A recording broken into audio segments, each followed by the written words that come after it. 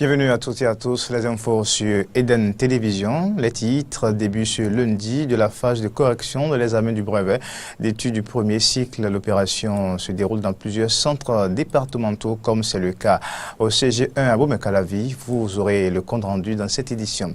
Sur le continent, le président chinois Xi Jinping signe 15 accords avec le Rwanda, deuxième étape d'une tournée africaine éclair qui vise à renforcer les liens de la Chine avec ses alliés sur le continent. Et puis, depuis la chute du président Robert Mugabe en novembre, les touristes s'aventurent à nouveau au Zimbabwe. Hôteliers, restaurateurs et guides commencent à retrouver le sourire. Voilà pour le sommaire.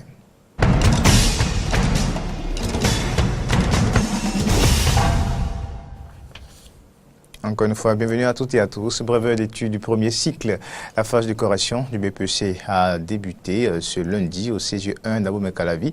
Ce sont les copies des candidats de l'Atlantique qui sont corrigées. Les correcteurs évaluent précisément les copies de toutes les matières, sauf celles de l'allemand et de l'espagnol. Je vous propose maintenant d'écouter le chef centre de correction. Le démarrage a commencé par l'appel des professeurs convoqués pour le travail. Donc, les présidents de sous-commission, déjà à 7 heures, ont fait l'appel des professeurs invités.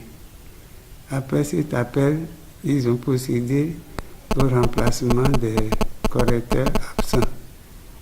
Et après cette étape, ils ont pris connaissance des sujets et des corrigés types déjà élaborés au niveau du DEC. Et après cette appropriation des corrigés types, ils ont fait une correction ou deux, corrections collectives, et ils se sont maintenant éclatés dans les différentes salles pour que chaque correcteur reçoive son lot et a commencé par corriger véritablement. Est-ce que presque midi ou déjà midi, Oui. Qu'est-ce que nous pouvions retenir des matières qui sont en train de corriger? Oui, ce sont toutes les matières qui se sont déroulées à l'écrit qui sont en train d'être corrigées aujourd'hui. Mais la particularité dans notre centre ici, les langues comme allemand et espagnol ne se corrigent pas ici. Ça se corrige à Arada.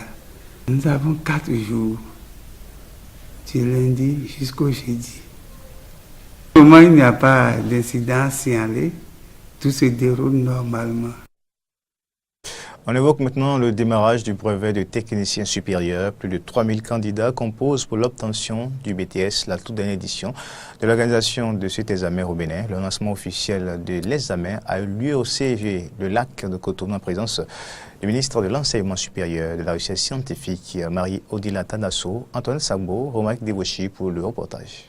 C'est au collège d'enseignement général Le Lac à Cotonou que le brevet de technicien supérieur BTS, session de juillet 2018, la toute dernière édition en République du Bénin, a été lancé ce lundi 23 juillet 2018 par le ministre de l'Enseignement supérieur et de la Recherche scientifique, Marie-Odile Atanasso. On aura 100% de résultats cette année. Puisque il faut tout faire pour que ça soit 100%, c'est la dernière année de BTS. Ceux qui ne veulent pas aller à licence composée doivent se préparer à réussir. C'est la dernière année de BTS. L'année prochaine, il n'y aura pas d'examen de BTS. Il y aura examen de licence si les établissements n'ont pas fait leur formalité d'homologation. Donc, faites tout pour ne pas revenir l'année prochaine en licence pour composer, sinon vous n'aurez pas de diplôme à la fin de votre formation. Elle explique d'ailleurs les raisons qui sous-tendent la décision du gouvernement qui met fin au BTS au Bénin. Le BTS avait les mêmes filières que la licence, puisque nous sommes rentrés dans le système licence, master, doctorat. Toutes les filières du BTS se retrouvaient aussi au niveau des licences. Donc, c'était plus opportun vraiment de continuer à faire cet examen-là. La preuve, c'est qu'il y a beaucoup de candidats, bien qu'étant inscrits en BTS, ne font pas les examens, mais font la passerelle vers la licence. Il vaut mieux simplement faire des économies pour l'État et on conserve la licence qui est finalisée maintenant par un parchemin après un examen d'État. Donc ça revient pratiquement à la même chose, seulement qu'ils auront une année de plus pour travailler. Aussi, il faudrait dire que même statistiquement, le nombre de candidats inscrits à l'examen du BTS diminue d'année en année. Par rapport à l'année dernière, nous avons une baisse de 46%, preuve que les étudiants même, les candidats même ne sont plus très intéressés par l'examen.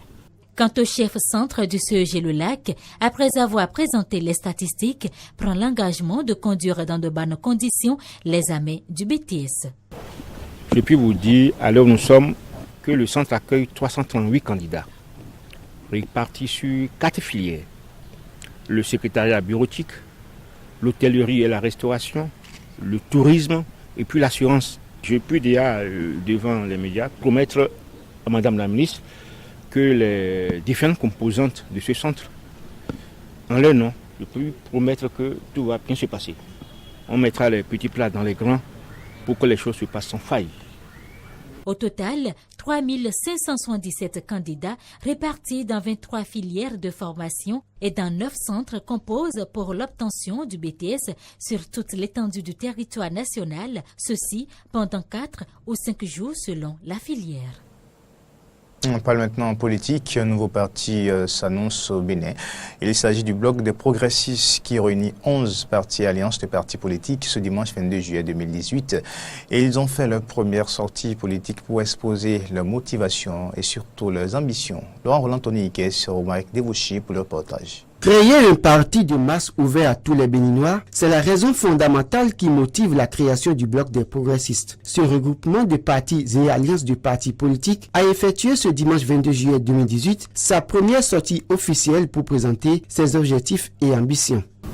Un parti au service du développement harmonieux, durable et équilibré de notre pays. Voilà le sens profond de notre ambition et de notre démarche commune, qui nous ont conduits à ce jour historique. Bien entendu, ce cheminement collectif va et doit nous conduire plus loin, notamment à l'ultime grande rencontre, la rencontre décisive, c'est-à-dire le congrès constitutif du regroupement politique que nous étudions patiemment, fermement, mais sûrement. Cette première sortie de ce bloc précède donc le congrès constitutif. Ce bloc des progressistes est composé de 11 partis et alliances de partis politiques, dont sont membres 4 ministres, 23 députés, 33 maires et 3 anciens présidents de l'Assemblée nationale. Les forces politiques membres de ce bloc ont par ailleurs présenté une déclaration commune d'engagement de création de leur nouveau parti. Les forces politiques signataires de la présente déclaration reconnaissent l'importance et l'impérieuse nécessité d'une réforme du système partisan au Bénin.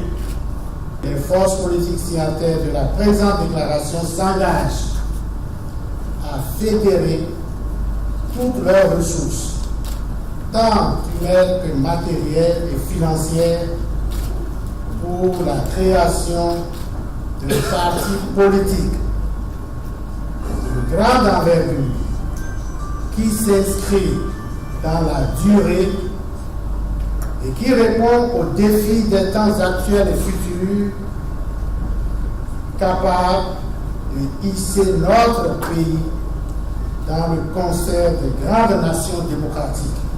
Tour à tour, les présidents de partis politiques et alliances de partis ont réaffirmé leur engagement pour la consolidation de ce bloc afin de renforcer la majorité autour du président de la République et de travailler à apporter des solutions aux problèmes que rencontrent les populations. Se réunir est un beau début. Rester ensemble est un progrès. Mais travailler ensemble, c'est la réussite. Travaillons, travaillons et travaillons encore. Au thème de cette première sortie, une déclaration officielle a été présentée à la presse. Précisons tout de même que le vrai nom de ce bloc sera dévoilé dans les toutes prochaines semaines au cours du congrès constitutif. Le Haut Conseil des rois du Bénin s'est réuni samedi 21 juillet au Palais Royal d'Alada pour faire le bilan de ses activités et prendre de nouvelles résolutions pour la bonne marche de l'organisation. Les rois ont profité de l'occasion également pour se prononcer sur la situation sociopolitique qui règne au Bénin. À la fin de la rencontre, une déclaration a été faite par le porte-parole des rois. Dans ses propos, le gardien de la tradition soutient les actions du gouvernement et invite la population béninoise à la patience et à la tolérance en vue de jouir dans un futur proche des retombées de la bonne gouvernance. Écoutons le porte-parole des rois. De ce jour, il est retenu que notre organisation est dorénavant plus renforcée et unie que jamais. Et c'est dans cette unicité de pensée, de vision que nous voudrions par ce canal lancer un signal fort au peuple béninois et aux autorités au plus haut niveau de notre pays, le Bénin. Terre sacrée de Tofa, de Bianzin, d'Akaba, de Bioguera et des ancêtres dont les mânes continuent de nous inspirer. Ainsi, voudrais-je au nom de tous nos membres saluer le chef de l'État, le président Patrice Talon, pour tous ses efforts à la tête du Bénin depuis 2016. Il n'est pas d'œuvre humaine qui soit parfaite, mais la finalité et l'actuelle évolution des choses nous confortent pour l'avenir. C'est pourquoi nous tenons à cette occasion à rassurer le président Patrice Talon et l'ensemble de son gouvernement de notre soutien ferme et éclairé dans la conduite des affaires publiques pour le mieux-être de notre population. Nos prières et nos invocations ne lui feront pas défaut sur le chemin des réformes et des solutions salutaires en faveur du rayonnement économique durable de notre pays. En retour, nous prions le chef de l'État de daigner prêter une oreille attentive à nos conseils et à nos appels dont la finalité ne vise que le développement de notre pays commun. Actualité sur le continent, le président chinois Xi Jinping signe 15 accords avec le Rwanda, deuxième étape d'une tournée africaine éclair qui vise à renforcer les liens avec ses alliés sur le continent, des prêts pour la construction de routes, pour la rénovation d'hôpitaux et pour le développement du nouvel aéroport de Bukezira figurent parmi les tests signés au cours d'une conférence de presse par Xi Jinping et son homologue rwandais Paul Kagame. Les montants n'ont pas été dévoilés mais totalisent plusieurs millions de dollars. Depuis la chute du président Robert Mugabe en novembre, les touristes s'aventurent à nouveau au Zimbabwe où hôteliers, restaurateurs et guides commencent à retrouver le sourire après presque 2 décennies de vaches maigres. Reportage. Des paysages à couper le souffle. Après un passage à vide de près de 20 ans, l'industrie touristique zimbabwéenne renaît. Aux chutes Victoria, principale attraction du pays, le nombre de visiteurs étrangers a bondi de près de 50% au premier trimestre 2018. Je pense que c'est l'une des choses les plus impressionnantes que j'ai vues dans ma vie. Et croyez-moi, j'en ai vu. On a été longtemps isolés. On s'est repliés sur nous-mêmes. Les portes étaient fermées à clé. Le tourisme est un pilier central de notre économie et un fruit facile à cueillir. Il faut qu'on se ressaisisse. Se ressaisir et mettre fin à l'instabilité politique et économique qui ont fait fuir les touristes pendant des années. Mais depuis la chute du président Robert Mugabe en novembre dernier, il s'y aventure de nouveau. Nous avons choisi le Zimbabwe pour les chutes Victoria.